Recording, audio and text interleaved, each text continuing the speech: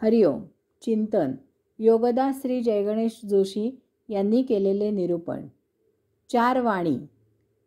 योगदासांचे प्रवचन क्रमांक 136. विषय प्रवेश भाग 1. ब्रह्मांडामध्ये परमब्रह्माच्या परम आत्मशक्तीमधील परमचैतन्याच्या अविरत चळवळी वळवळीमुळे अभावितपणे वैश्विक विस्फोट झाला.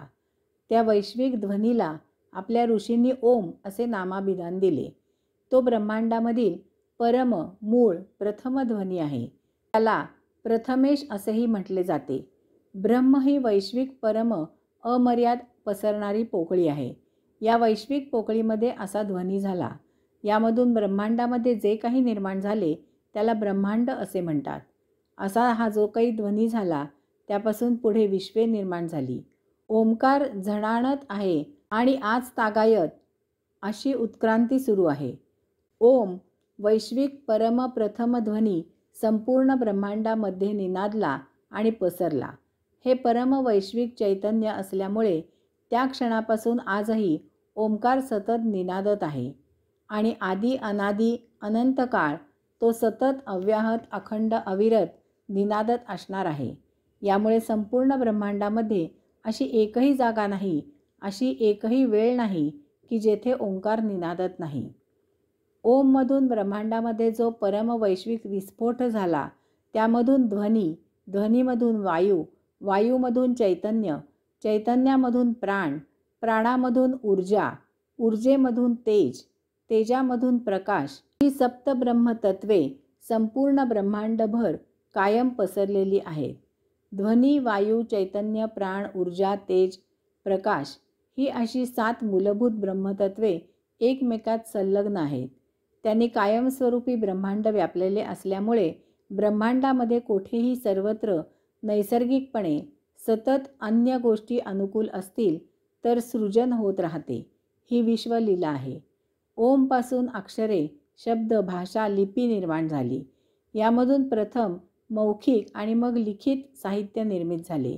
असे असले तरीही ओम याला स्वतःचा असा काहीही अर्थ नाही. तो सर्व अर्थाच्या अतीत म्हणजे आदी अनादी आहे. त्याला काना, मात्रा, उकार, वेलंटी नाही. हे सर्व अवकाशामध्ये घडल्यामुळे असेल कदाचित, परंतु पंचमहातत्वांमधील आकाशाचा शब्द हा गुण मानला जातो. यामुळे एकदा उमटलेला ध्वनी अवकाशात विलीन झाला तरी तो कधीही नष्ट होत नाही. म्हणून अशा ध्वनीला अक्षर म्हणजे नष्ट न होणारा असे म्हटले जाते. ध्वनी व्यक्त करण्याला वाणी असे म्हणतात. वाणी या शब्दाची व्युत्पत्ती 2 प्रकारे सांगता येईल. पहिला प्रकार, वाणी हा शब्द वाण यापासून तयार होऊन प्रचलित झाला. वाण या शब्दाचा अर्थ आहे एखाद्या वस्तूची, गोष्टीची कमतरता, अभाव, अनुपस्थिती, अनुपलब्धी, गैरहजेरी असणे. म्हणजेच एखादी वस्तू किंवा गोष्ट नसणे, एखाद्या वस्तूचे, गोष्टीचे दारिद्र्य असणे. आणि म्हणून असे म्हटले जाते की बाळूकडे सर्वच गोष्टींची वाण आहे, त्याच्याकडे काहीही नाही, तो दरिद्री आहे, तो गरीब आहे. किंवा याउलट असेही म्हटले जाते की बाळूकडे कोणत्याही गोष्टीची वाण नाही, त्याच्याकडे सर्व काही आहे, तो वैभव संपन्न आहे, श्रीमंत आहे. यावरून आपल्याकडे वाण असलेल्या गोष्टी, वस्तू जो उपलब्ध करून देतो त्याला वाणी असे म्हटले जाते. वस्तू, गोष्टी जो मोल घेऊन, पैसे घेऊन आपल्याला देतो त्याला व्यापारी अशा अर्थी वाणी असेही म्हटले जाते.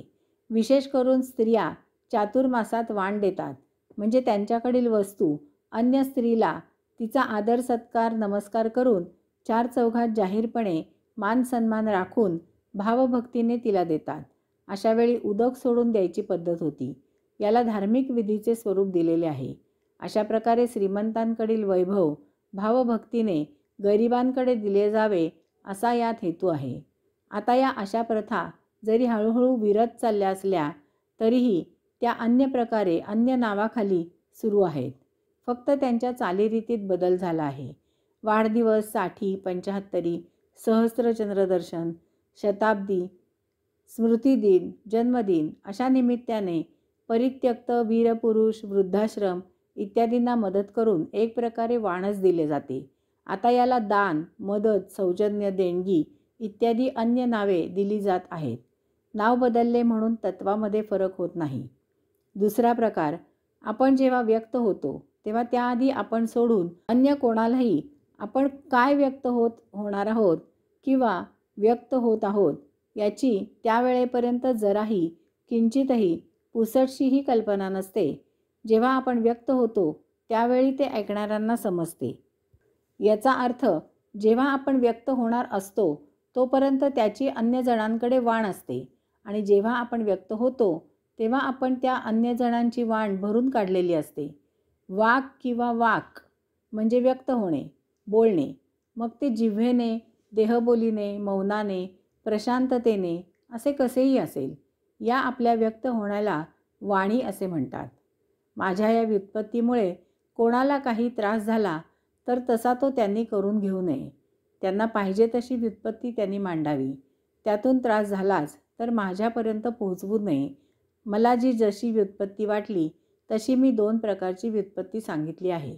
अशा प्रकारे आपले व्यक्त होणे अनेक प्रकारे होत असते.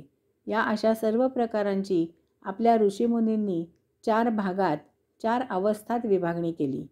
त्याच वैखरी, मध्यमा, पश्यंती, परा अशा चत्वारवाचा चतुर्थ वाणी 4 वाणी म्हणून प्रसिद्ध आहेत. पुढील प्रवचनांमधून यांचे निरूपण पाहू. हरिओम.